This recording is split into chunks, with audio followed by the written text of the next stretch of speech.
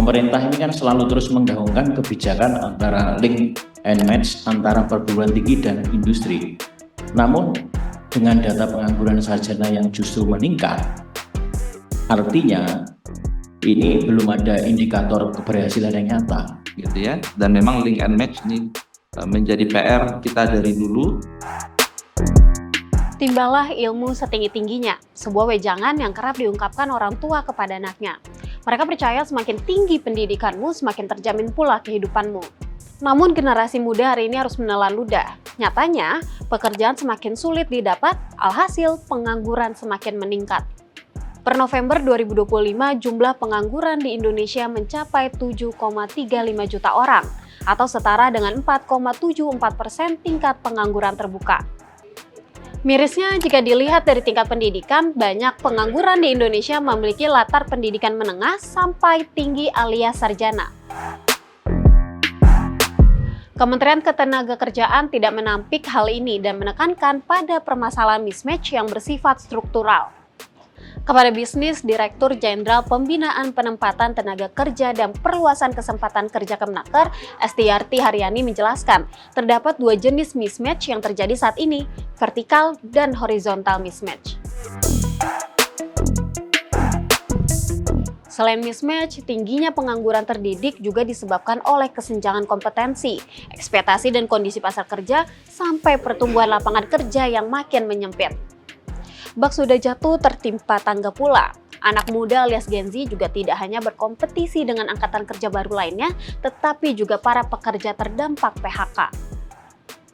Terkait hal ini, Center for Strategic and International Studies atau CSIS menilai, permasalahan pengangguran terdidik juga berkaitan erat dengan mandeknya pertumbuhan industri tanah air. Menurut peneliti bidang ekonomi CSIS Denny Friawan, model pembangunan RI saat ini cenderung padat modal, sehingga tidak banyak menyerap tenaga kerja. Jadi karena struktur pertumbuhannya seperti itu, maka banyak nih tenaga kerja yang udah terdidik, udah belajar gitu. Dia jadi satu, either karena nggak dibutuhkan skillnya atau skill dia yang nggak sama, nggak beda dengan yang kebutuhan, atau ya memang secara permintaan nggak sebesar yang tersedia gitu. Karena di satu sisi lain dari itu kan dari demand ya, dari supply-nya kita juga menghadapi bonus demografi ini kan puncaknya tahun-tahun ini. Di sisi lain, pencipta lapangan kerja tidak bisa hanya mengejar kuantitas, tetapi juga kualitas atas pekerjaan itu sendiri. Pasalnya, hingga saat ini, proporsi pekerja Indonesia masih didominasi oleh pekerja informal. Akademisi sekaligus peneliti LPEM FEB UI, M. Handri, menyebut di balik menurunnya tingkat pengangguran terbuka, masih ada isu lainnya berupa kualitas dan ketimpangan pekerjaan hingga jaminan perlindungan pekerja. Jadi generasi muda ini menghadapi 3 lapis tantangan sekaligus nih, Kim Ho. Pertama, harus bersaing lebih ketat untuk masuk. Kedua, untuk begitu masuk, seringnya tersedia pekerjaan yang sifatnya kontrak pendek atau berbasis platform. Yang ketiga, mereka harus nyiapin diri berkali-kali untuk pindah sektor dan belajar ulang sepanjang karirnya. Gitu. Di sisi lain, Handri mengingatkan untuk berhati-hati dalam melihat fenomena PHK. Sebab gelombang PHK bisa terjadi karena adanya restrukturisasi atau perpindahan dari lini produksi lama ke lini bisnis baru yang lebih hijau dan digital. Jika transisi ini dikelola dengan baik, seharusnya gelombang PHK turut diiringi dengan pembukaan lapangan di sektor baru. Handri mendorong pemerintah untuk mengakselerasi penciptaan pekerjaan produktif ramah tenaga kerja muda, sekaligus mengguyurkan investasi pada pengembangan keterampilan sesuai dengan kebutuhan industri.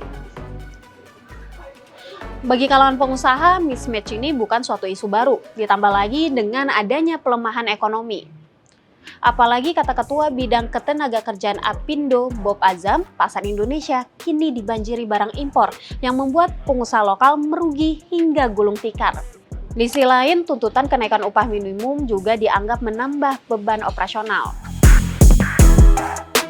Tapi untuk jangka panjang tetap kita butuh kebijakan-kebijakan yang pro job, ya.